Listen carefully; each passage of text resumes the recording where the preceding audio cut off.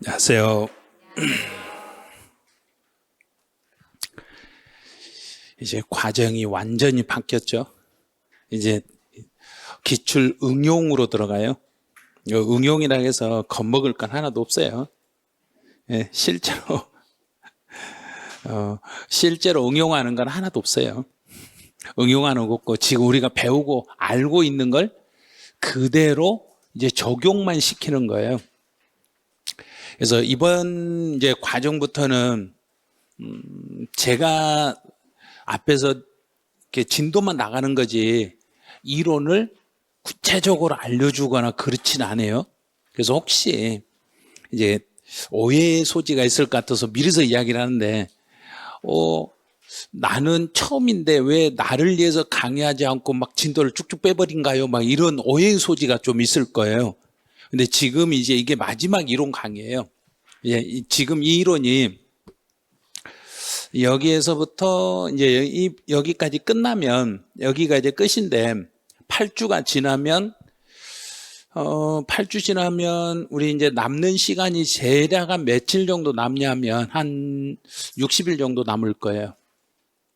지금 오늘 104일인가 105일 남았어요. 그래서 105일 남았는데 이제 2개월이 지나면 2개월이면 60일이 빠지는 거예요. 그러니까 100일에서 60일 빠지면 40일, 50일밖에 안 남아요. 그래서 이 과정이 다 끝나면 시험 보러 가는 시간이 아주 가깝다는 걸 기억하셔야 돼요. 그럼 이제 이 진도를 1주, 2주, 3주, 4주, 5주, 6주, 7주, 8주 이렇게 진행이 되면 이제 이 1주가 진행이 되면 이 과정은 돌아오질 않아요. 이 과정은 언제 돌아오냐면 11월 두 번째 주에 돌아와요. 그거는 11월 두 번째 주는 37회예요. 그러니까 그 생각을 진짜 잘 하셔야 돼. 그래서 지금 이 과정을 여기서 이렇게 진도가 나가면 오늘 지금 배우고 있는 이 진도를 완전히 36개 시험으로 마무리를 진다 생각을 해 주셔야 돼요. 그런데 마무리를 지는데 이미 내용을 알고 있을 걸로 보고 진도가 나가요. 그럼 나 이 과정을 좀 잘못 들은 거 아니냐 착각을 하실 거예요. 그래서 많은 분들이 지금 7월, 8월 과정을 처음 수업을 들을 때, 선생님 왜 저러지? 왜 나는 아무것도 모르는데 아는 것처럼 알고 막 진도를 나가버리네? 그러고 막 그 댓글을 쓰신 분들이 있어요. 아니, 왜 강의를 하면서 나는 알아먹지도 못하는데 나를 위해서 강의하지 않고 그냥 막 진도만 쭉쭉 빼버려요. 그래서 저 강의 진짜 못 듣겠어요. 막 그래요. 그래서 처음 하신 분들은 진짜 못 들어요. 그런데 나는 처음 하면서도 이론하고 문제를 이것만 가지고 완전히 마무리 짓겠다 하시는 분들은 강의를 제가 이렇게 진도를 나가면서 교재에 나와 있는 내용 중에 언급하지 않는 부분은 가차없이 제끼시라는 이야기예요. 왜냐하면 시험은 우리는 60점만 맞으면 돼요. 100점도 아니에요. 그래서 100점을 위해서 공부를 할 필요는 없는 거예요. 100점 맞을 필요가 없는 거예요. 60점만 맞으면은 합격할 수 있어요. 그런데 세법은 60점 어떻게 맞히냐면 등기법하고 지적법이 있어요. 여기에 세법이 이렇게 붙어 있어요. 이 세 개를 다 통틀어서 60점이에요. 그러니까 어떤 분은 요거 60점 따로 여기 60점 따로 요렇게인 줄 알고 계시더라고요. 그게 아니에요. 요 세 개를 모두 묶어서 60점만 맞으시면 돼요. 그런데 이 중에 세법은 40점 분량이고 등기법이 30점, 지적법이 30점 이렇게 돼요. 그러니까 이제 요령이 지적법은 30점 중에 25점은 맞을 수 있어요. 근데 세법 40점 중에 20점을 맞을 수 있어요. 그럼 이거 45점밖에 안 돼요. 그럼 등기법에서 아무리 못해도 15점은 넘기셔야 돼요. 이게 전략을 잘 세우시라는 이야기예요. 이 세 개를 다 통틀어서 60점만 넘으면 되니까 굳이 세법 다 맞추려고 노력하지 마시라는 거. 그러면 엄청 힘드니까. 그래서 수업 시간에 제가 이거는 안 해도 돼요. 이거는 반드시 해야 돼요. 이 부분은 시험에 나오니까 이거는 올해 36개 시험에서 반드시 시험에 나와요. 그러면 그건 나온다고 믿고 그냥 가시면 돼요. 그냥 수업 시간에 지금 마지막 강의하면서 이거는 진짜 나와요 이런 말을 할 정도 되면 출제 확률은 95% 이상이 되는 거예요. 그럼 그건 나와요 그러면 그건 분명히 외우셔야 돼요. 그건 외워놓으시고 이거는 그냥 한번 스치고 지나가세요 그러면 그냥 그 스치고 지나가세요 이 말하고 작년에 이건 시험에 정답으로 나왔어요 이 말은 36회 때는 안 나와요 그 소리예요. 근데 차마 안 나와요 말은 못하니까 요거는 그냥 가볍게 보세요. 이건 작년에 정답으로 나왔어요. 이렇게 말해주는 거예요. 그 의미를 잘 파악하셔야 돼요. 의미를 잘 파악하시면 분명히 이 수업진도 따라오는데 도움이 되실 거예요. 자, 이제 이번 달 세법 강의는 통합 이론서하고 예상 문제집하고 이 두 개를 동시에 가지고 나갈 거예요. 동시에 가지고 나가는데 이제 이론을 먼저 정리를 좀 하셔야 돼요. 이제 마무리 이론 정리하시니까 이론 정리해 드릴 거예요. 그래서 여기는 이제 통합 이론서는 앞에가 통합 이론서 이렇게 페이지수가 메모가 돼 있을 거고 만약에 예상 문제지 그럼 여기는 색깔이 조금 다를 거예요. 그래서 예상 문제지 페이지수 몇 페이지 이런 식으로 돼 있을 거예요. 그래서 예상 문제집은 그 문제집에 있는 문제 순서대로 나간 게 아니라 우리 통합 이론서의 이론 순서대로 문제를 어떻게 푸는가를 알려드릴 거예요. 자, 이제 지금부터 이제 수업을 시작해 보죠. 통합 이론서 16페이지에 조세 개념이라고 나와 있는데 이 조세 개념은 시험에 안 나와요. 시험에 안 나오니까 그냥 조세 개념은 그냥 쉽게 생각하세요. 세금이다. 세금을 걷는데 정부가 세금을 걷는데 이제 필요한 정의를 써놓은 거예요. 그럼 필요 없으니까 이제 시험에 나오는 건 이거예요. 이제 시험에 나오는 것은 국세와 지방세를 구분하는 국세 지방세를 구분하는 것은 부동산 학개론 시간에 1차 있죠. 1차 부동산 학개론에서 이 부분은 매년 한 문제가 출제돼요. 학개론에서 매년 나오니까 1차까지 준비하시는 분은 하세요. 근데 2차만 공부하신 분은 그냥 이건 안 봐도 상관없어요. 2차만 하신 분들은. 1차하고 2차를 같이 하신 분들은 국세, 지방세 구분을 꼭 하셔야 돼요. 그리고 이제 교재 16페이지 한번 봐보세요. 16페이지 보시면 2번에 조세 특징에 양가로 1번에 동그라미 1번, 동그라미 2번에 국세, 지방세, 세금의 종류가 쭉 기록이 돼 있을 거예요. 근데 이런 것은 먼저 한번 참고로 한번 읽어만 보는 거예요. 이걸 막 앞머리까지 따서 외우거나 그러지 마시고 한번 쭉 읽어보시고 이 표를 가지고 시험에서는 요건 주어지니까 주어지는 것 국세, 지방세 구분하는 연습만 하면 돼요. 그러니까 보고 말로만 하면 돼요. 쓰려고 하지 마시고 말을 해가지고 이건 국세나 지방세다를 내가 익혀버리셔야 돼요. 자, 그럼 이제 교재에 있는 것 중에 국세, 지방세를 한 번만 가볍게 한번 보여드릴게요. 국세는 종합부동산세, 소득세, 상속세, 증여세, 부가가치세, 인지세, 증권거래세, 개별소비세, 농어촌 특별세, 교육세 이런 것들이 국세예요. 자, 그럼 이제 국세라고 했으니까 국세가 아니면 무슨 세겠는가요? 지방세겠죠. 그럼 이제 이 칠판에 있는 표만 보고 내가 알고 있는가 모르고 있는가에 국세, 지방세를 연습해 보는 거예요. 이제 마무리니까. 지금도 책 보고 막 밑줄 긋고 그러시면 안 돼요. 자, 모르면 내가 다른 사람 따라서 한번 해보세요. 그러면 분명히 이거 국세, 지방세 구분하실 거예요. 자, 책 안 보고 하셔야 돼요. 취득세, 지방세. 그냥 말로 그냥 취득세는 지방세다. 재산세, 지방세, 양도소득세, 국세, 증여세, 국세, 자동차세, 지방세, 농어촌 특별세. 자, 발음이 여기서 농어촌 특별세 하니까 발음이 멈칫했어요. 그러면 모르신 분 지금 있다는 이야기예요. 그럼 이제 이걸 익힐 때 이제 어떻게 익히냐면 농어촌 특별세는 농어촌을 위해서 특별히 쓰는 세금이에요. 그러면 지방이 농어촌을 위해서 특별히 쓰겠는가요? 국가가 농어촌을 위해서 특별히 쓰겠는가요? 국가가. 그럼 국세가 되는 거예요. 그래서 의미 부여를 딱 해놓으셔야 돼요. 국가가 세금을 받아가지고 농어촌을 위해서 특별히 쓰는 세금이니까 너는 국세다. 이렇게 얼른 딱 익혀놔야 돼요. 그래서 이 농어촌 특별세가 올해 세무사 시험하고 지방직 9급 시험에서 이게 국세인가 지방세인가를 물어보는 지문으로 출제가 됐어요. 농어촌 특별세가. 그래서 왜 그러냐면 농어촌 하면 지방 느낌이 나니까 많은 분이 지방세라고 착각을 해요. 그래서 농어촌 특별세는 국가가 세금을 걷어서 농어촌을 위해 특별히 쓰는 세금이니까 농어촌 특별세는 국세입니다. 이렇게 정의를 하시면 돼요. 지방자 앞에 들어간 거죠. 지방자 들어간 건 다 지방세예요. 지방소득세, 지방세. 자, 이제 인지세는 국세. 이것도 잘 모르겠다 그러면 이 인지세는 이걸 앞에다가 정부 수입인지 이렇게 생각하세요. 정부 수입인지니까 정부에서 발행한 인지니까 이건 무슨 세라는 얘기인가? 국세가 되는 거예요. 지방 수입인지가 아니라 정부 수입인지. 그래서 여기는 국세.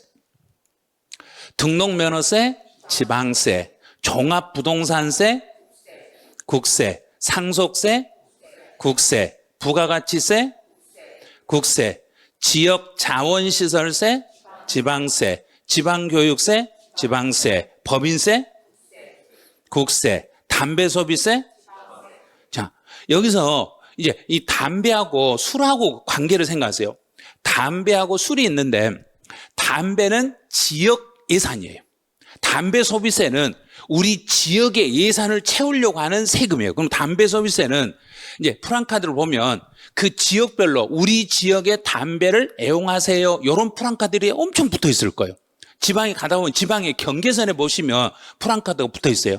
우리 고장의 담배를 애용해 주세요. 이런 식으로. 그럼 우리 고장이라 했으니까 담배 소비세는 지방세예요. 그런데 술은 국세예요. 그래서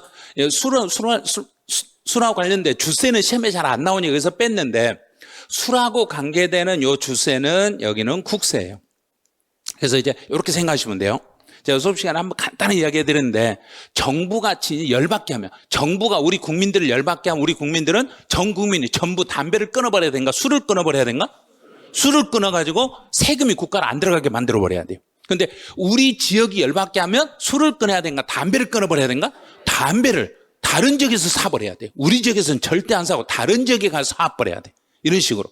이렇게 생각해 놓으면은 농어촌 특별세, 담배소비세 이걸 가지고 다 풀 수 있어요. 그럼 이제 연습했으니까 문제를 책 안 보고 연습하는 거예요. 자, 다음 세목 중 국세만으로 묶인 걸 찾아라 그랬으니까 이제 연습. 재산세는 지방세. 그러면 탈락.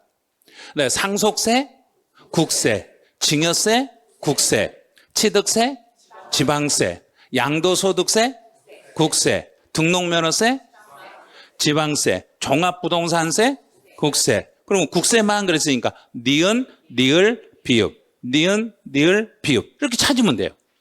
이런 식으로 문제들이 만들어지는 거예요. 문제는 어렵진 않아요. 문제 어렵지 않으니까 이 국세, 지방세 연습만 한두 번만 하시면 그냥 풀 수 있어요. 근데 다시 한번 연습을 이제 마무리 짓네요. 국세, 지방세 구분하는 거 이제 더 이상 안 나와요. 여기서 올해 36개 시험 볼 때까지는 요게 지금 이 마지막 구분이 끝이에요. 그러니까 지금 다 익히셔야 돼요. 이제 가보죠. 취득세는 지방세, 재산세, 지방세, 양도소득세, 국세, 증여세, 국세, 자동차세, 지방세, 농어촌 특별세, 국세, 지방소득세, 지방세, 인지세, 국세, 등록면허세, 지방세, 종합부동산세, 국세, 상속세, 국세, 부가가치세, 국세, 지역자원시설세, 지방세, 지방교육세, 지방세, 법인세, 국세, 담배소비세, 지방세. 끝. 자, 이제 국세, 지방세 한 문제 건진 거예요. 이제 부동산 학계로 한 문제 맞춘 거예요. 2.5점 맞췄어요, 이제. 그럼 이제부터 양가로 이번에 조세는 금전급부이다. 지금 이 내용은 지금 양가로 2번 내용은 세법에서 해년마다 한 문제 또는 세 문제가 나와. 작년에는 한 문제가 나왔어.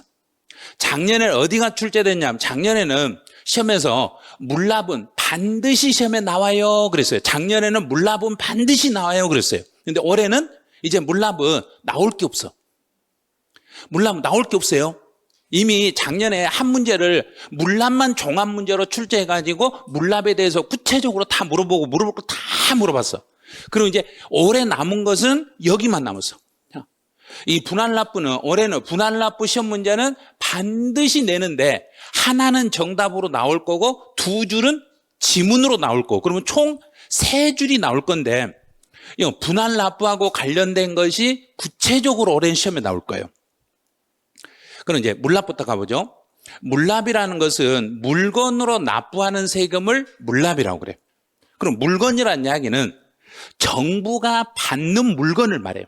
그럼 내가 정부한테 물건을 준다고 하면 정부는 돈 되는 것만 받겠는가요? 돈 안 되는 것도 받겠는가요? 돈 되는 것만 받는 거예요. 돈 되는 것만 받으니까 이제 돈 되는 걸 받는데 그 돈 되는 물건 중에서 정부가 관리하기가 불편하면 물건으로 받겠는가? 안 받을 수도 있겠는가?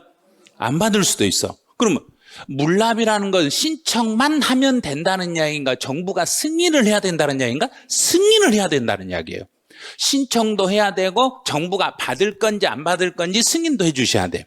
그래서 물납은 모든 세금에 대해서 다 물납을 받는 게 아니라 물납을 받아주는 세금은 오로지 요거 하나.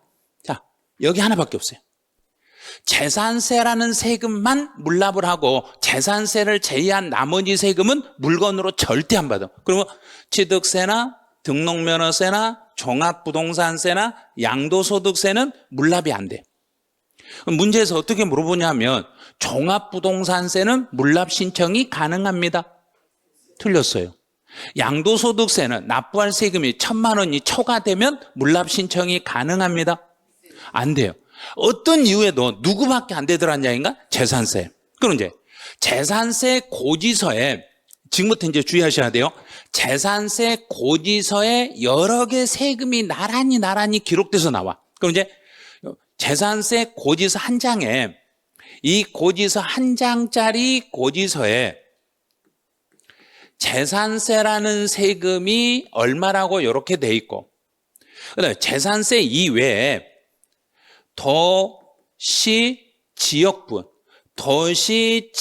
도시지역분 재산세라고 해서 이것도 얼마라고 이렇게 표시가 돼 있어. 그 다음에 또 하나가 지역자원시설세라는 세금이 또 여기에 기록돼 있어요. 그 다음에 마지막 하나가 지방교육세라는 세금에서 이렇게 한 장의 고지서에 세가 총 4개가 기록이 돼 있어요. 이렇게 4개가 기록이 되어 있는데 이 중에서 물납이 가능한 것은 이 고지서 한 장 전체가 물납이 되는가요? 재산세만 되는가요? 재산세만 되는 거예요. 재산세만 된다고 했으니까 여기 재산세죠. 여기도 재산세죠. 이건 재산세 아니죠. 이것도 재산세 아니네요. 그러면 한 장의 고지서에 여러 개가 기록이 되어 있다고 해도 물납 신청이 되는 것은 누구만 된다는 이야기인가? 재산세만 되는 거예요. 그럼 이제 문제를 내는 사람은 이렇게 내요. 재산세 물납 신청이 가능하면 재산세 고지서에 나란히 기록된 지역자원시설세도 물납 신청이 가능합니다. 안 되는 거예요. 오로지 물납은 누구밖에 안 된다. 재산세. 재산세만 되는데 그런데 재산세 고지서 속에 들어있는 도시지역분 재산세는 물납 신청이 가능한다? 불가능하다? 그건 가능한 거예요. 여기는 가능해요. 왜? 도시지역분 재산세는 무슨 세니까? 그렇죠. 재산세니까 되는 거예요. 일반 재산세도 재산세고 도시지역분 재산세도 재산세니까 재산세는 물납 신청이 되는데 지역자원시설세나 지방교육세는 어떤 경우에도 물납 신청은 된다? 안 된다? 안 되는 거예요. 그것만 주의하시면 돼요. 자, 그럼 여기까지 해석이 다 됐으면 이 내용이 이해가 다 되신 분은 이 문제를 풀 수 있으셔야 돼요. 이게 풀려야 되는데 이걸 못 푸신 분은 아직 이해가 덜 됐다는 이야기예요. 자, 그럼 한번 연습 볼게요. 물납의 규정을 두고 있는 지방세의 세목은 모두 몇 개인가 그랬어요. 자, 그럼 재산세 아닌 거 다 X, 재산세 아닌 거 다 X, 재산세인 거 재산세 아닌 거 다 X. 자, 그럼 재산세는 총 몇 개가 있는 거야? 하나밖에 없죠. 아니, 여기도 재산세 있잖아요. 여기요. 재산세에 부과되는 재산세 납세, 나라인 적은 거. 재산세에 부과되는 지방교육세는 재산세란 이야기인가? 지방교육세란 이야기인가? 지방교육세예요. 재산세 고지서에 나란히 기록되는 지역자원시설세는 요건 재산세다, 지역자원시설세다.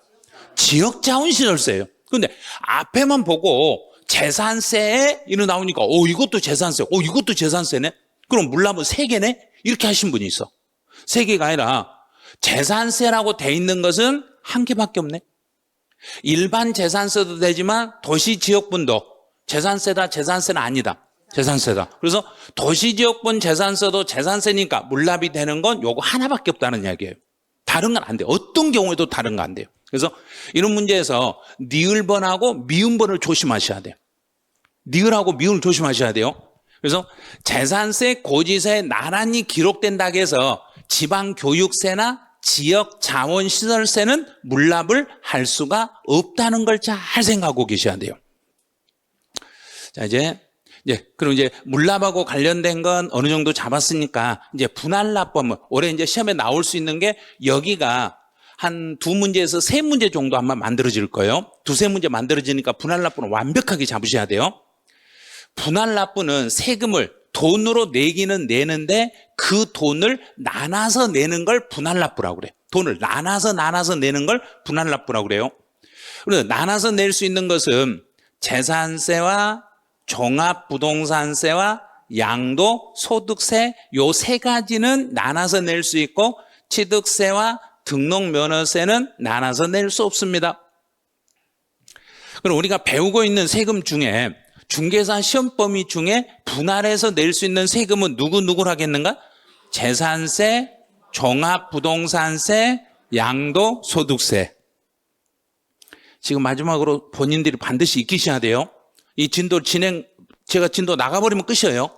더 이상 돌아오지 않는다는 거. 자, 그럼 이미 진행해버렸어요, 이제 물납으로 가보죠.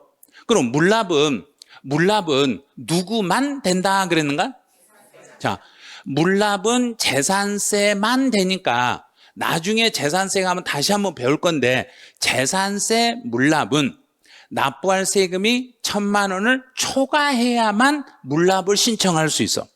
자, 그럼 여기서 이제 많이 착각하신 분들이 뭘 착각하냐면 여기서 1,000만 원은 내가 내야 될 재산세가 1,000만 원이란 이야기인가요? 고지서 한 장에 찍혀 있는 금액이 1,000만 원이란 이야기인가? 자, 만약에 김포시에서 나한테 재산세 내라고 날라온 고지서를 다 더해서 1,000만 원이란 이야기인가요? 한 장당 1,000만 원이란 이야기인가? 자, 많은 분이 여기를 내가 우리 집에 이번에 세금 내러 날라온 고지서를 다 더해서 1,000이라고 착각을 해요. 고지서 한 장당, 고지서 한 장에 찍혀 있는 금액이 1,000만 원이 초과되면은 물납 신청이 가능해요. 그래서 이게 고지서 한 장이면 이 고지서에 이번에 세금 내라고 1,200이 나왔네. 1,200만 원짜리 고지서가 나오면 이 고지서 가지고는 나 돈 없으니까 물건 내고 싶다. 나 물건을 신청할 수 있는 거 없는가? 있어요. 그런데 고지서가 3장인데 3장을 다 더해서 1,200이네. 다 더한다고 해서 1,000만 원이 넘는다 되는 게 아니에요. 한 장당 얼마가 넘어야 된다는 얘기인가? 1,000만 원이 초과되어야만 물납 신청이 가능하겠습니다.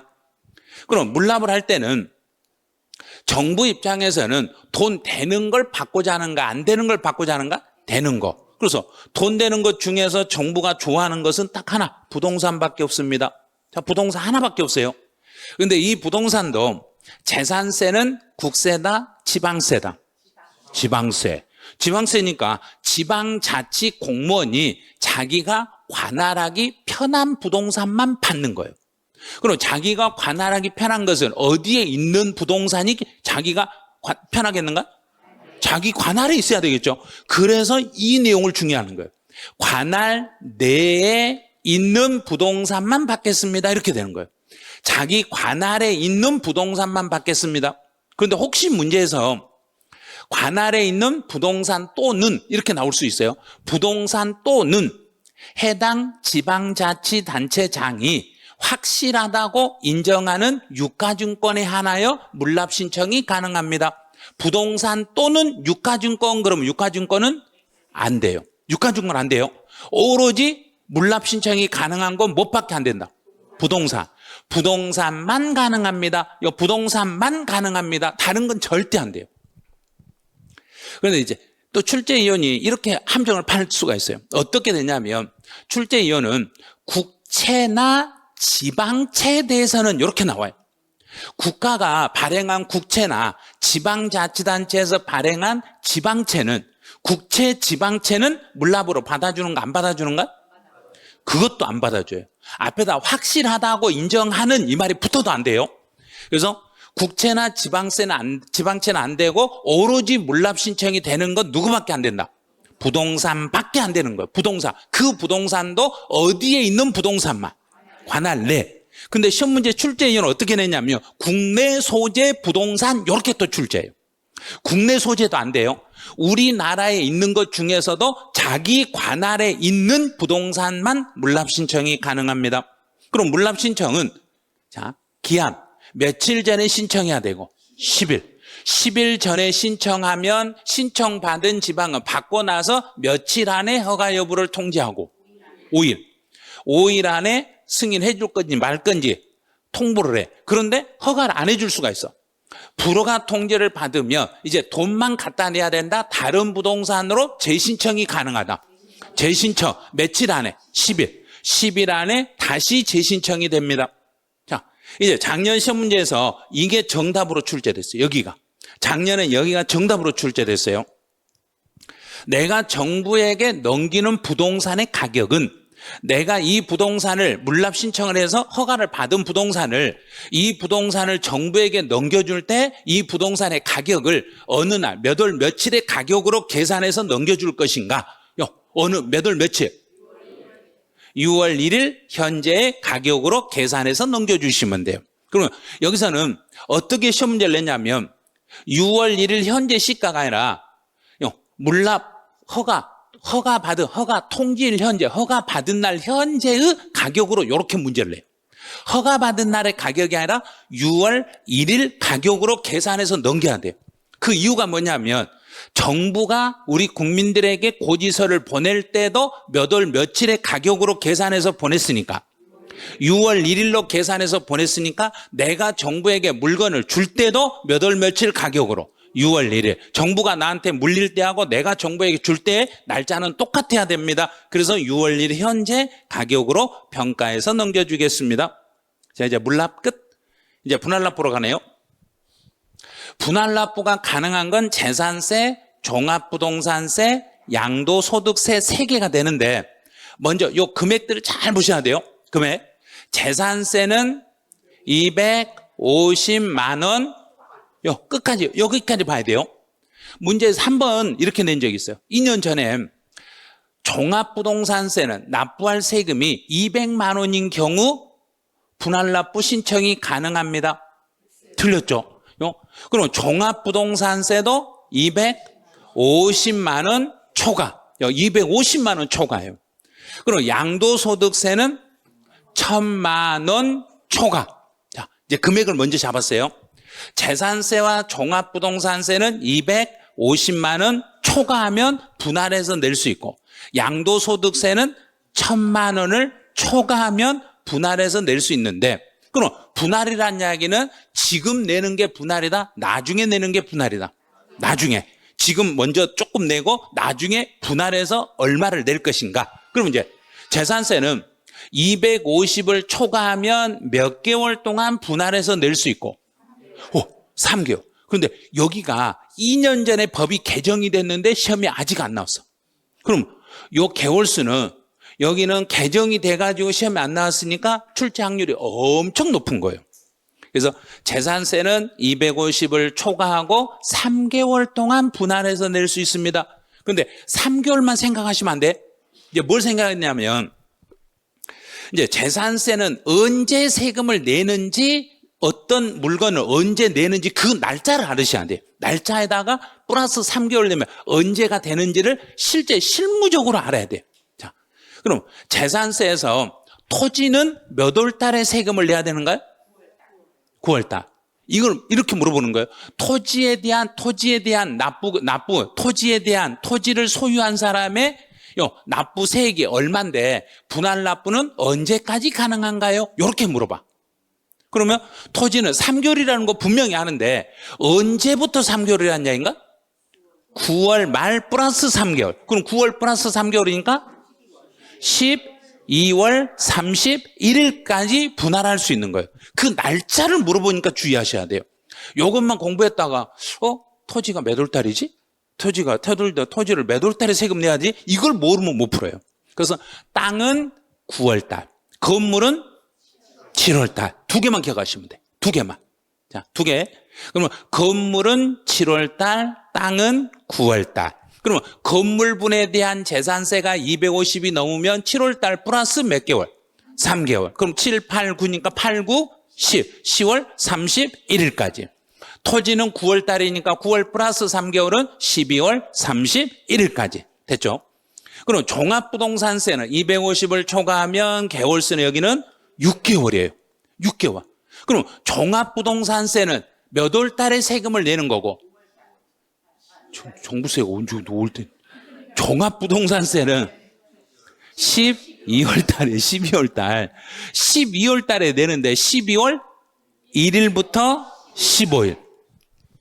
그럼 종합부동산세는 12월 1일부터 12월 15일까지 내는데 플러스 6개월이에요. 이렇게 플러스 6개월이니까 이번 연도에 내야 될 종합부동산세가 250이 넘게 나오면은 나머지는 언제 내냐면 5월 10월 플러스 6개월이니까 6월 15일까지예요. 6월 15일. 6월 말 아니에요. 날짜 잘 생각하셔야 돼요. 12월 1일부터 12월 15일 플러스 6개월이라는 거. 그 다음에 양도소득세는 납부할 세금이 1,000만 원을 초과하면 개월수는 2개월이에요. 2개월. 그러면 양도소득세는 아무 말 없으면 1년치를 더해서, 자, 1년치를 더해서 다음 연도 5월 1일부터 5월 31일까지니까 여기서 플러스 2개월. 그럼 이번 연도 2025년분 양도소득세는 내년 몇 월 달에 분할 납부하면 되고 5월 달 플러스 2개월이니까 7월 말까지. 7월 말까지 분할 납부하면 되는 거. 이 날짜 관계를 잘 봐야 돼요. 올해 시험에서 물어보는 게 개월수를 물어보는 게 아니라 실제 사례를 주어지고 이 사례를 가지고 날짜를 확인하고 분할할 수 있는 금액이 얼마인지를 물어보는 문제들로 만들어지니까 그런 걸 주의하셔야 돼요.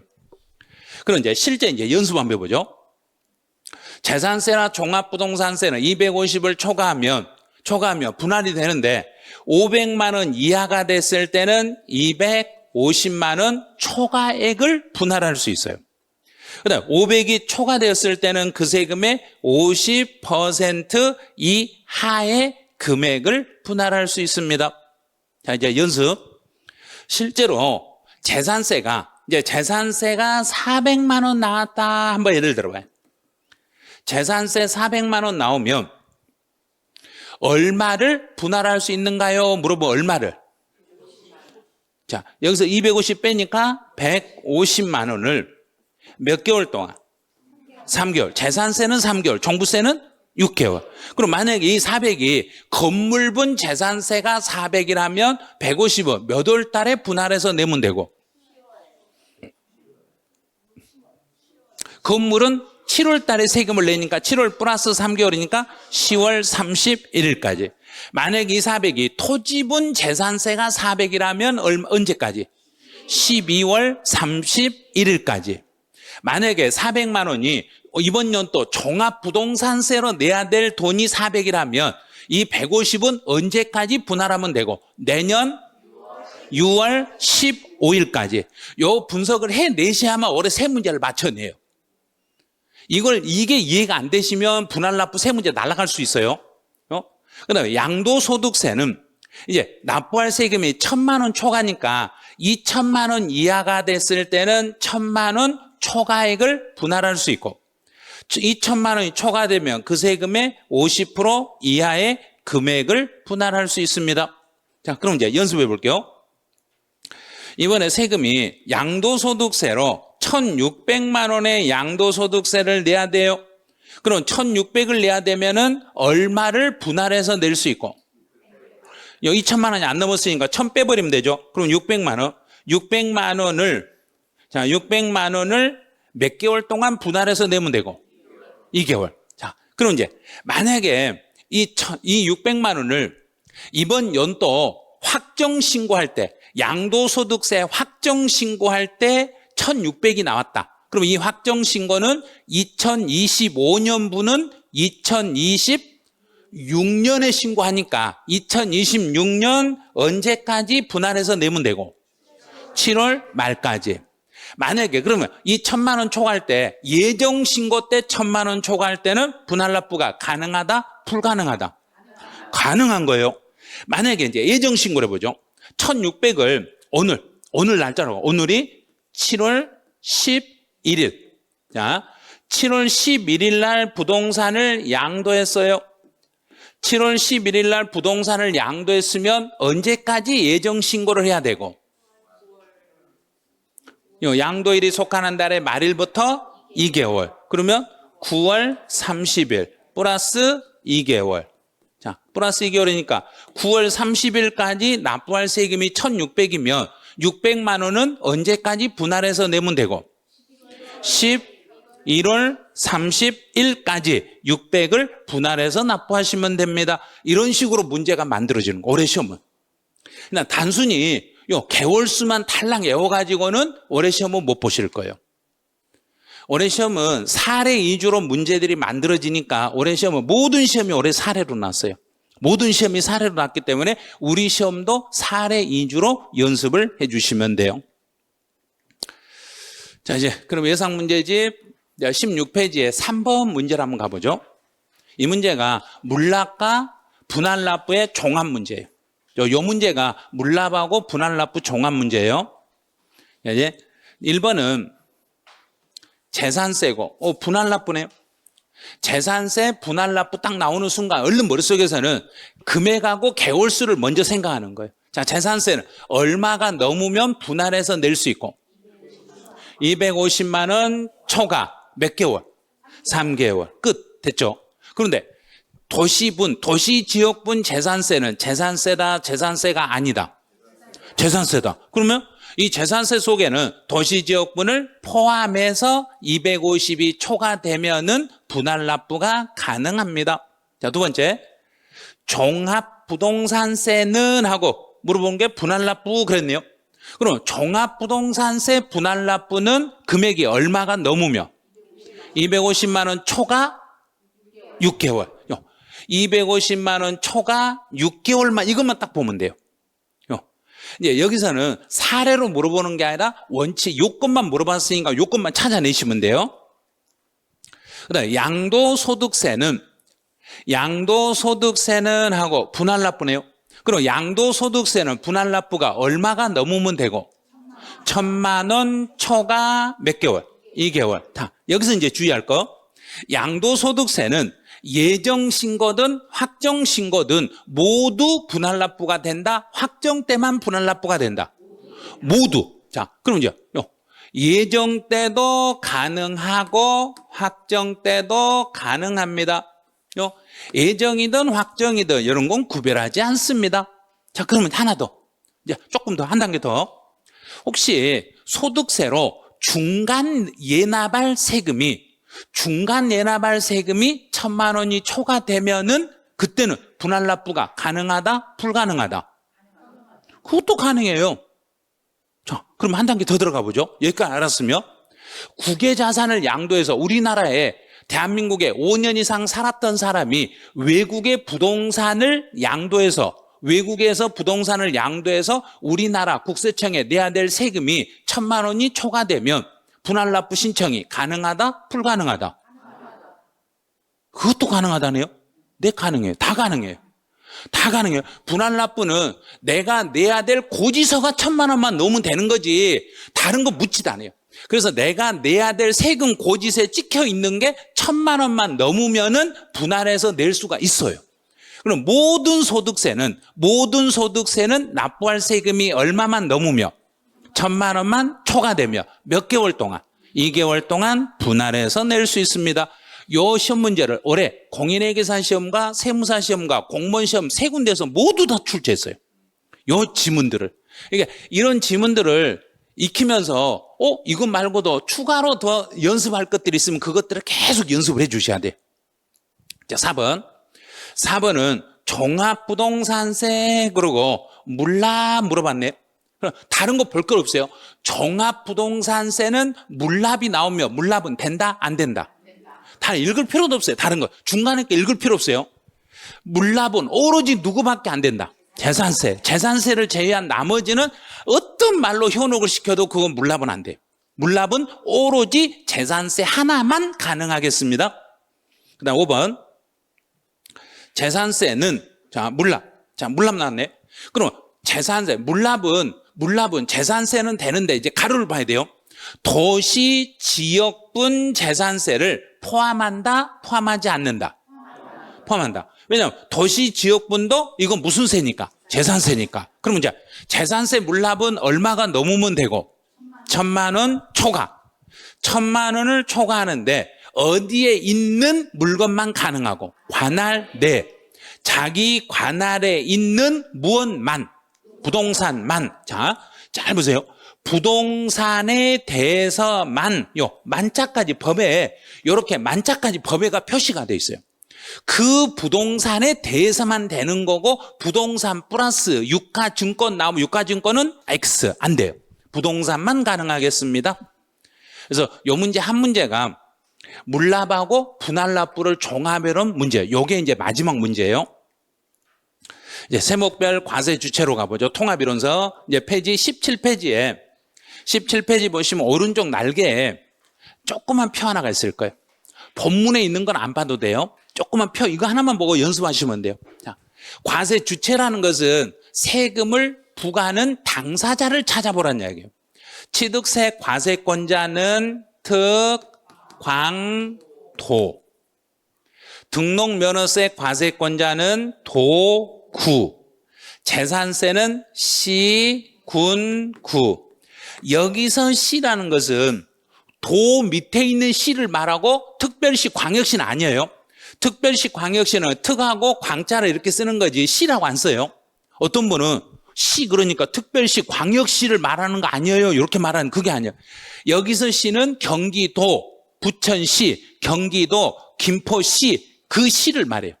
도 밑에 있는 시를 말하고 그 다음에 군은 경기도 그러면 무슨 군이 있죠? 경기도에 군이 한 2개인가 3개 있을 거예요. 그 다음에 구 그러면 여기 구는 특별시와 광역시에 있는 구를 말해요. 특별시와 광역시에 있는 구를 말해요. 그러면 경기도, 수원시, 장안구, 팔달구 그 구는 들어가는가 안 들어가는가? 안 들어간다고요. 특별시, 광역시만 들어간다 했으니까 거기에 있는 그 구청장님들은 그냥 공무원이에요. 공무원. 직선제로 우리가 선거로 뽑은 사람이 아니에요.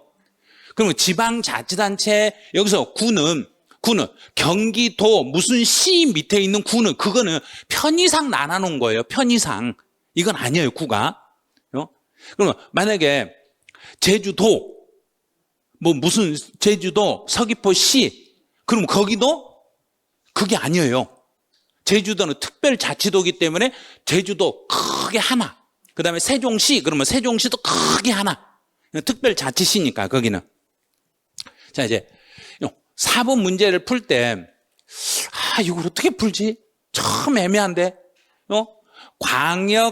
광역시세이면서 도세인 세목을 찾아라. 그러면 이런 문제가 나오면 겁내지 마시고 우리 지금 과세권자 구분하는 건 총 몇 개만 배웠는가? 3개. 세금 3개만 가지고 푸는 거예요. 자, 다시. 취득세는 광도. 얼른 옆에다 써보는 거예요. 그다음에 등록면허세는 도, 구. 재산세는 시, 군, 구. 레저세나 지방소비세나 담배소비세는 안 배웠네. 안 배운 걸 가지고 풀나가지 마시고 배운 것만 가지고 그냥 푸시면 돼. 자, 광하고 도. 그런데 광도가 안 들어간 거 등록면허세 안 들어갔죠. 그다음에 재산세도 안 들어갔죠. 그럼 밑에서 디귿하고 니을 들어가는 것 있으면 다 없애버려. 디귿하고 니을 들어가면 없애버려. 그럼 답은 1번. 이렇게 문제를 맞게 해줘요. 문제에서 우리 시험 범위가 취득세, 등록면허세, 재산세 3개만 시험 범위니까 요 3개만 알면 문제를 풀 수 있게 해주니까 다른 거 고민하지 마시고 딱 3개만 가지고 문제 푸는 연습을 하시되 굳이 이런 것까지 다 외우지 마시라는 이야기예요. 그런데 이걸 다 외우고 시간 낭비하고 세법이 어려워요. 어려워서 못하겠어요. 막 이렇게 하소연을 해. 왜 그런 것까지 하세요? 그랬더니 나오면 어떻게 하게요? 나오면 그냥 틀려버리세요. 그래요. 이거 3개만 해도 안 틀린다니까요. 그런데 그걸 못 믿어. 본인은 못 믿어요. 왜? 세법을 다 맞으려고 생각하니까. 분명히 등기, 지적, 세법을 묶어서 60점만 맞으면 된다고 했는데 100점을 맞으려고 하다 보니까 욕심이 문제를 못 풀게 만드는 거예요. 이거 3개만 가지고 충분히 풀 수 있어요. 그러니까 나머지 내용들은 굳이 암기할 필요는 없더란 이야기예요. 우리 꼭 봐야 될 거예요. 요거. 이 3개만 딱 공부하고 말아버리는 거예요. 자, 3개 다시. 취득세는 득광도, 등록면허세 도구, 재산세 시군구. 끝. 자, 끝났어요. 자, 그럼 끝났어요. 이제 3번에 재산의 기속에 따른 분류로 한번 가보죠. 18쪽에 가보죠. 이건 엄청 어려워요. 어려운 내용이고 이 내용이 이해가 되시는 순간 이제 세법 틀을 잡을 수 있어요.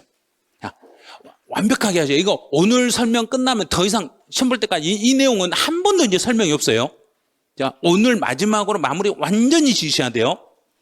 인세라는 것은, 인세는 사람을 중심, 사람 인자를 써서 사람을 중심으로 계산하는, 사람 중심으로 과세하는 세금을 인세라고 그래요. 사람이 중심인 것을 인세라고 그래요. 근데 사람이 중심이면 그 사람이 가진 걸 전부 뭐 하여 그래야 된가? 합산하여 이래야 돼요. 그 사람이 가진 걸 전부 합쳐서. 그러면 사람마다 손의 크기가 같는가요? 다른가요? 달라요. 저는 손이 엄청 커요. 제 손에 들어온 것을 제 손에 잡을 때 엄청 많이 잡을 수 있어. 가져가라 하면 여기서 가져갈 수 있는 만큼 손으로 집어서 가져가세요. 그러면 저는 엄청나게 많이 가져갈 수 있어. 그러면 많이 들고 있는 사람에게는 세금을 많이 물려야 된가? 조금 물려야 된가? 많이. 그럼 차이를 둬야 되겠죠. 많이 가진 사람에게는 세율을 더 낮은 율을 적용해라. 높은 율을 적용해라. 높은 율을 적용해라. 조금밖에 가지고 있지 않는 사람에게는 세율을 낮은 율. 그래서 금액에 따라서 세율의 차이를 두는 것을 누진세율이라고 그래요. 그걸 누진세율이라고 그래요. 그래서 누진세율이라는 것을 그걸 시험에 직접 물어보진 않아요. 이제 금액이 가진 게 많은 사람에게는 세율을 더 높게 적용해서 세금을 더 많이 가져가고, 가진 게 적은 사람에게는 세율을 낮게 해가지고 조금 적게 세금을 걷어가고. 그러면 이제 부동산 학계론에서 시험 문제 나오는 건 이거예요. 학계론에서 많이 가진 사람에게 세율을 높게 적용해서 세금을 많이 걷어버리면 세금 분배 후에, 세금을 딱 계산하고 난 후에 소득이 많은 사람하고 소득이 적은 사람하고 소득의 격차가 더 많이 벌어지는가, 많이 좁아지는가? 좁아지죠. 그래서 학자들이 봤을 때는 소득 재분배 효과가 있는 것을 초과 누진세율이라고 하는가요? 비례세율이라고 하는가요? 초과네. 그래서 학자들이 시험에 낼 때는 무조건 초과 누진세율만 시험에 내는 거예요. 초과 누진세율로 과세해야만 이게 공평한 과세라고 생각하는 거예요. 그러면 만약에 제가 가진 게 한 1,000억 가지고 있다. 1,000억 가지고 있는데 50%, 500억 세금 내라 하면 제가 내겠는가 안 내겠는가? 내야죠. 왜 안 내요? 내야죠. 그럼 시험 보려면 내야 돼요. 시험 보려면 내야죠. 그러면 많이 가진 사람에게 많이 걷어간다면 많이 낸 사람 웃으면서 내겠는가? 열받겠는가? 열받죠. 그래도 소득 재분배 효과가 있으니까 낼 수밖에 없는 거예요. 그게요. 그러면 합산과세는 주로 초과 누진세래요. 주로 초과 누진세래요. 그러면 합산과세라고 해서 모두 초과 누진세는 아니란 이야기예요. 그래서 시험 문제가 되는 거예요. 모두 초과 누진세라면 시험 문제를 아예 안 내요. 그런데 초과 누진세이 아닌 것도 있다 보니까 문제에서 시험 문제를 내는 거예요. 자, 이제 여기서 적용되는 것 규칙을 하나 알려드릴 테니까 이제부터 공부할 때 조금 요령을 좀 피우세요. 국세는 주로 인세예요. 국세들은 주로 인세예요. 우리가 배우는 세금이 양도소득세는 국세다, 지방세다. 국세, 종합부동산세, 국세, 상속세, 국세, 증여세, 국세, 법인세, 국세. 이런 국세들은 전부 인세니까 그 사람이 가지고 있는 걸 전부 뭐 해서? 합쳐서 계산하되 전부 세율은 주로 무슨 세율이다? 초과 누진세율로 계산합니다. 이게 규칙이에요. 인세는 국세가 주로 인세예요. 국세는 주로 인세예요. 국세가 인세다 보니까 그 사람 걸 합쳐서 계산하는 거예요. 이제 두 번째 지방세로 한번 가보죠. 이제 물세는 물건에 대하여 과세하는 세금. 그럼 물건 그랬으니까 물건이라 했으니까 물건 한 개 한 개 따로따로 개별적으로 과세합니다. 물건 하나씩 개별적으로 과세합니다. 그럼 물건의 종류가 여러 개가 있고 그 물건에 따라서 가격이 너무나 다르다 보니까 금액 크기에 따라서 세율을 달리 적용해버리면 너무나 복잡해가지고 세금 계산이 힘들어. 그래서 물건에 대하여 세금을 계산할 때는 금액 크기에 관계없이 세율은 동일한 비례세율을 적용합니다. 그럼 소득이 많은 사람하고 예를 들어서 제가 소득 1,000억을 가지고 있는 사람하고 100만 원 가진 사람하고 세율을 똑같이 적용하면 형평이 맞는가 안 맞는가? 안 맞죠. 그러면 만약에 금액이 엄청나게 재산이 많은 사람이 10% 내는 것하고 그 얼마 안 되는 사람이 10% 내는 것하고 누가 더 많은 부담을 한다고 느끼는가요? 금액이 적은 사람이죠. 금액이 적은 사람이 10% 낼 때는 10% 내면 손이 달달달달 떨려요. 그런데 그 엄청나게 금액이 큰 사람 10% 그래 알았어. 이렇게 줘버려. 그러면 이 비례세율이라는 것은 금액이 큰 사람에게 대래 유리하는가요? 금액이 적은 사람에게 유리하는가? 큰 사람에게. 그래서 부동산 학개론에서는 비례세율은 앞으로 간다, 뒤로 간다. 자, 지금 앞으로 가고 있네, 뒤로 가고 있는가? 뒤로 간다. 그래서 비례세율은 무슨 성이 있다? 역진성이라는 문제점이 발생합니다. 역으로 진행하는 성질이 있습니다. 그래서 이 역진성을 완화시키기, 역진성을 해소하기 위해서는 세율을 무슨 세율로 바꿔야 되는가? 초과 누진세율로 바꿔야 됩니다. 학자들은 그렇게 말하고 있죠. 그게 학설이요. 그래서 학설은 어디에서만 시험 문제를 내는가? 학개론. 세법은 안 내요. 학설과 관련된 건 학개론에서만 내는 거예요. 그래서 이 비례세율은 개별과세는 비례세율인데 주로 비례세율이에요. 그러면 개별과세라고 해서 모두 비례세율이라는 이야기인가? 비례세율이 아닌 것도 있다는 이야기인가? 아닌 것도 있기 때문에 주의하셔야 돼요. 그래서 시험 문제는 그 아닌 것을 위주로 내는 거예요. 원칙으로 가는 건 시험에 안 내. 원칙에서 벗어나는 것 위주로 시험 문제를 출제하는 거예요. 자, 그럼 물세는 앞에서 인세는 주로 무슨 세가 인세다 그랬는가? 국세. 국세가 인세예요. 그러면 물세는 주로 지방세예요. 주로 지방세가 물세예요. 자, 그러면 물세는 취득세, 지방세, 등록면허세, 지방세, 재산세, 지방세. 주로 지방세는 물세, 국세는 인세. 자, 잡았어요, 이제. 자, 잡았으면, 이제 틀을 잡았으면, 이제 시험 연습해야 돼요. 취득세는 지방세, 등록면허세, 지방세, 재산세, 지방세, 종합부동산세, 국세, 양도소득세, 국세. 그러면 이제 인세, 물세 구분해봐요. 취득세는 물세, 등록면허세, 물세, 재산세, 물세, 종합부동산세, 인세, 양도소득세, 인세. 끝났죠? 그런데 여기서 그냥 끝내면 시험 문제가 아니에요. 시험은 이렇게 나오는 게 아니라 시험은 뭔가 이상한 게 하나 있으면 그걸 시험 문제를 내요. 자, 재산세가 여기가 이상하더란 이야기예요. 자, 이 부분이. 재산세는 재산세의 과세 대상물은 총 몇 개 종류가 있는가? 5개가 있어. 자, 5개. 재산세 과세 대상물은 5개가 있는데 그 5개 종류를 한번 생각해 볼게요. 첫 번째, 토지, 건축물, 건물을 하지 마세요. 건축물, 주택, 선박, 항공기. 이 5개 중에 뭔가 좀 이상한데? 이상한데? 항공기는 옆에 항공기하고 우리 항공기하고 옆집 항공기는 붙어 있는가? 떨어져 있는가? 떨어져 있죠. 그래? 우리 집 선박하고 옆집 선박하고는 붙어 있는가? 떨어져 있는가? 떨어져 있죠. 우리 주택하고 옆집 주택하고는 붙어 있는가? 떨어져 있는가? 떨어져 있죠. 건축물, 내 건축물하고 옆집 건축물하고 붙어 있는가? 떨어져 있는가? 떨어져 있죠. 내 땅하고 옆집 땅은 붙어 있는가? 떨어져 있는가? 붙어 있죠. 이상하네. 토지는 붙어 있네. 그래. 토지는 너는 붙어 있어. 합산이요. 그래. 그래서 토지, 너만. 토지만 예외적으로 사람 중심으로 바뀌는 거예요. 토지만 사람 중심으로 바뀌는 거예요. 그러면 토지는 내가 가지고 있는 토지는 사람 중심이니까 개별이 다 합쳐서다. 합쳐서 몇 장의 고지서로 만든다.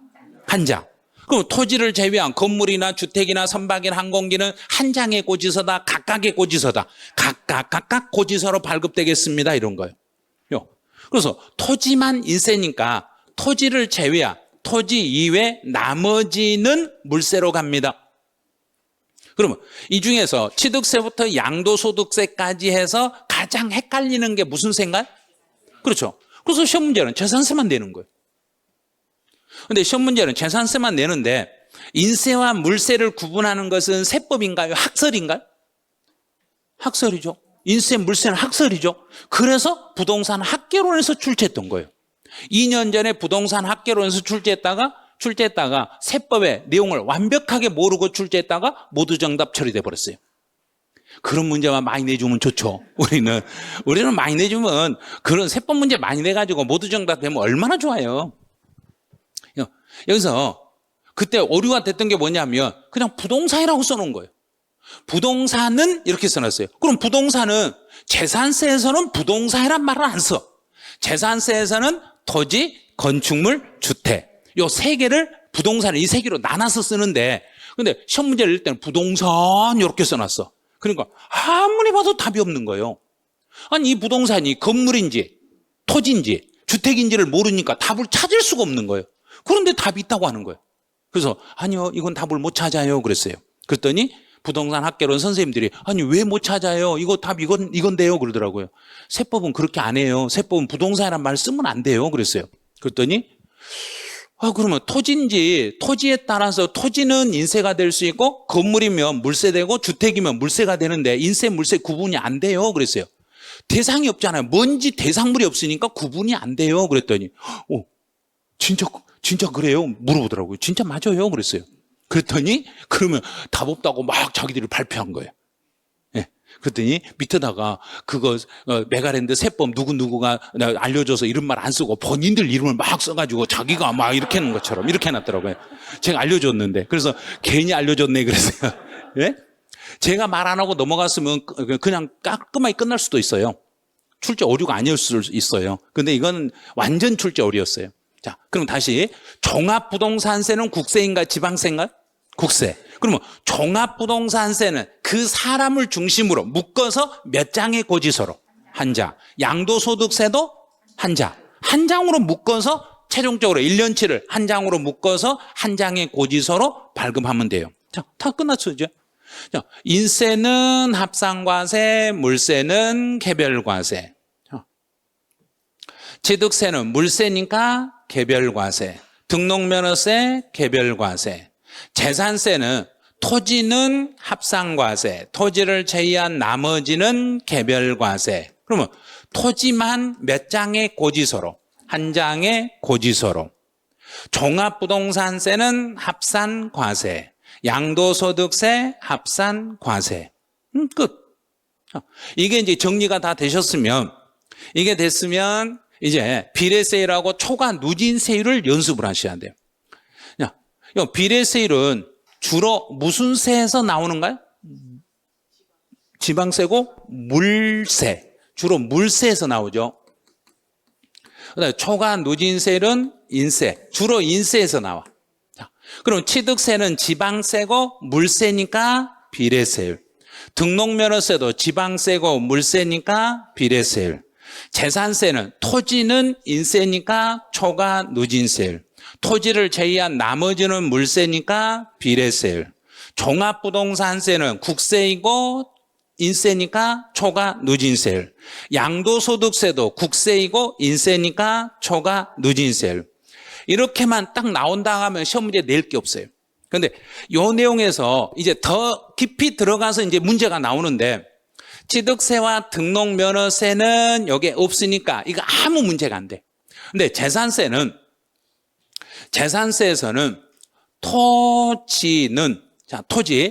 토지는 인세니까 초과 누진세율인데 재산세 토지는 또 몇 가지로 구분이 되든가?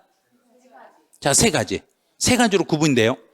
재산세 토지는 무슨 토지로 구분되고 종합합산, 별도합산, 분리과세. 그러면 인세는 합산과세. 그러면 합산이라고 쓰는 거, 토지 중에 합산이라고 쓰는 건 누구와 누가 합산이라고 썼는가?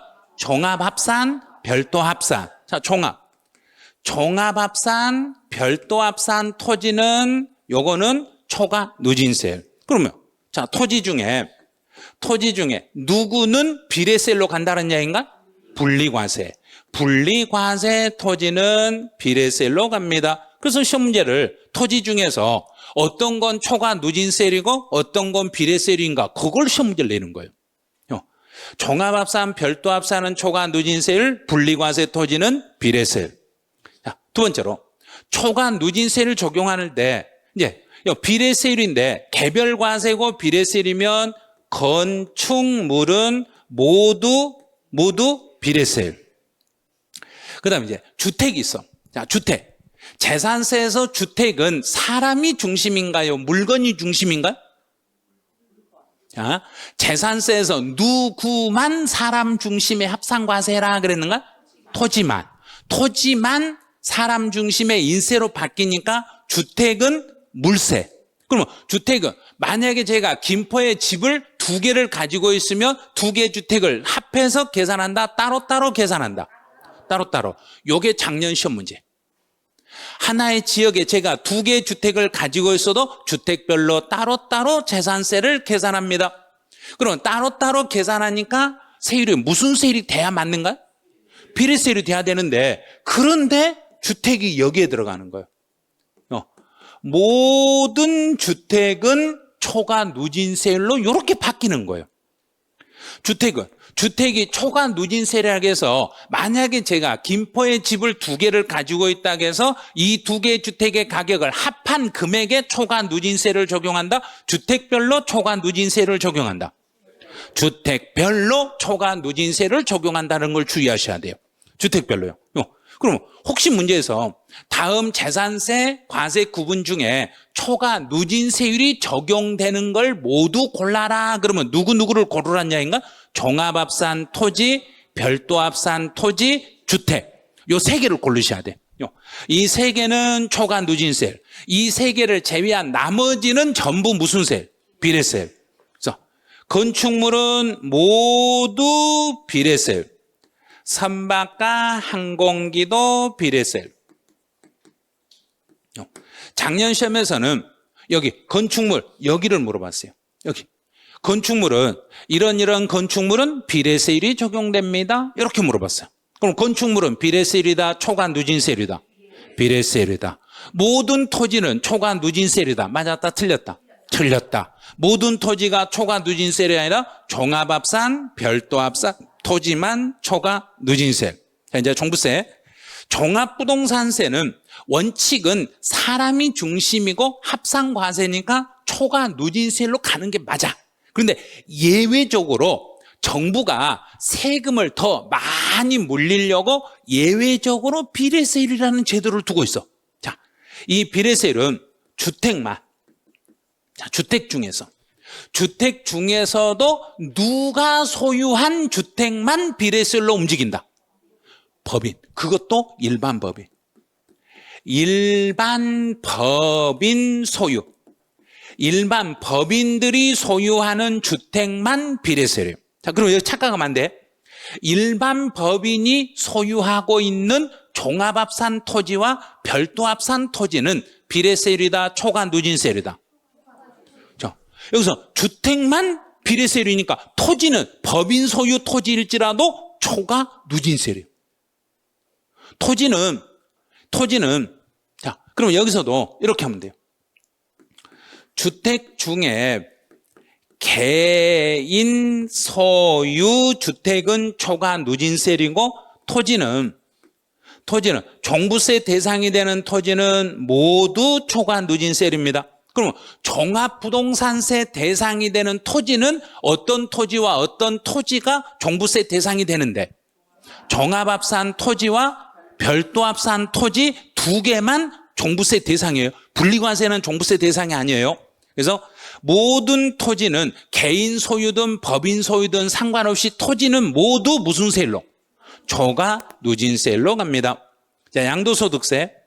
양도소득세는 인세이고 합산과세니까 초과 누진세율로 가는 게 원칙인데 여기도 단기 매매라든지 미등기로 전매했을 때 세금을 더 물리기 위해서 예외적으로 비례세율이 있습니다. 자, 그럼 비례세율은 미등기로 양도하면 70%짜리 세율로 과세하겠고 엄청난 세율로 물리게끔 미등기는 비례세율로 가. 그다음 두 번째로 보유기간이 몇 년이 넘지 않았을 때는 단기 매매했을 때는 세금을 더 많이 물리려고 비례세율을 적용해 버리던가요? 자, 몇 년? 자, 2년 미만. 2년 미만 보유하고 양도하면은 세율을 비례세로 물려. 그다음에 또 하나, 어떤 물건은 보유기간 묻지 말고 무조건 비례세로 물리는 물건 세 글자로 된 게 하나 있어. 분양권. 분양권은 모두 비례세율로 되어 있습니다. 분양권은 모두 비례세율로 되어 있습니다. 이 정도. 자, 그럼 이 세율에 대한 기본 틀에서 해년마다 시험 문제는 세 문제가 나와.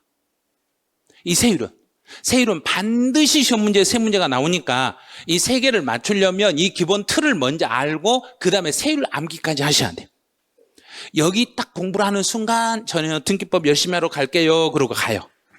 제가 여기를 강의하는 순간 저요 다음 주부터 세법 선생님 빠이빠이 세법 저 이제 세법 시간에 안 보일 거예요. 제가 다음 주부터 안 보이면 저 등기법 열심히 하세요 그래. 그러고 나서 2주 뒤나면 다시 와. 아이고 등기법도 안 있네요. 세법 해야 되겠어요. 또 와. 그러니까 갈 필요 없이 지금 여기서 그냥 하시면 돼요. 여기까지 해서 이제 비례세율하고 초과 누진세율 구분하는 것까지 배웠어. 자, 그럼 이제 문제에서 풀 수 있겠는가 이제 요거 하나 연습 한번 해보고 잠깐 쉬었다 갈게요. 자, 1번 문제. 예상 문제집 이제 1번. 우리 예상 문제집 1번 문제 풀 수 있겠는가 한번 연습해 보죠. 1번 딱 하나. 취득세는 취득과 관련된 세금이고 지방세이고 종합부동산세는 보유와 관련 세금이고 종부세는 국세입니다. 하나씩 가는 거예요. 취득세는 취득과 관련된 세금이고 지방세고 종합부동산세는 보유와 관련된 세금이고 국세입니다.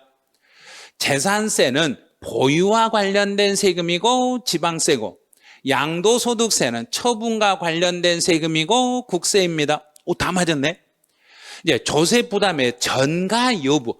전가라는 것은 이 세금을 내 세금을 누군가에게 줘가지고 그 사람이 내는가 아니면 내가 갖다 내는가에 따라서 그럼 이제 여기서는 직접세와 간접세라는 직접세라는 것은 세금을 납부하는 사람과 세금을 부담하는 담세자가 서로 같으면 내가 세금을 부담해서 내가 세금을 갖다 내면 직접 갖다 냈다. 그래서 이걸 직접세라고 그래요. 간접세라는 것은 납세자와 담세자가 서로 다르는 것을 그러면 세금을 내가 부담하고 내가 부담한 세금을 상대방한테 주면 그 사람이 정부에게 대신 갖다 내는 것을 간접세라고 그래요. 그러면 직접세와 간접세는 내 세금을 내가 누군가에게 넘기냐 안 넘기냐에 따라서 구분하니까 담세자와 납세자가 같으면 직접세, 다르면 간접세. 이제 과세 표준의 계산 단위에 따라서 가액으로 되어 있으면 종가세, 수량으로 되어 있으면 종양세로 구분합니다. 이제 세금을 계산할 때 가격을 기준으로 하면 종가세, 수량을 기준으로 하면 종양세. 납세자의 담세 능력에 따라서 인세와 물세로 구분하는데 사람을 중심으로 하면 인세, 물건을 중심으로 하면 물세, 자기가 독자적으로 세금을 계산하면 독립세, 따라다니고 있으면 부가세로 분류합니다. 이제 5번 재산세, 재산세는 그랬네요. 그럼 이제 재산세는 물납을 여기까지 끊어보죠.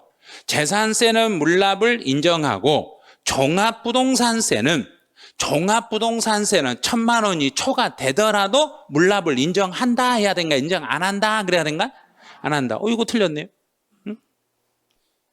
근데 왜 이렇게 해놨냐면 동그라미 1번, 2번, 3번, 4번은 1번부터 4번까지는 감정평가사 부동산학 1차 시험에서 나왔던 지문을 위주로 만든 거예요.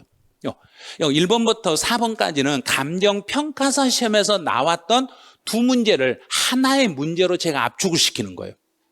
이거 여기까지에서 한 문제, 여기까지에서 한 문제에서 감정평가사 부동산 학개론 시험에서 전 문제만 두 문제를 출제했어요, 올해. 3번 문제를 부동산 학개론 시험에서 4문제를 출제했어요. 3번 문제를. 그 내용 중에 요 내용들이 거기에 간평에 나왔던 실제 기출문제 지문들이에요. 이제 여기까지 하시고, 자, 여기 이제 보통세, 목적세 좀 설명해야 되니까 여기까지 하시고 잠시만 쉬었다가 나머지는 또 진행을 해드리죠.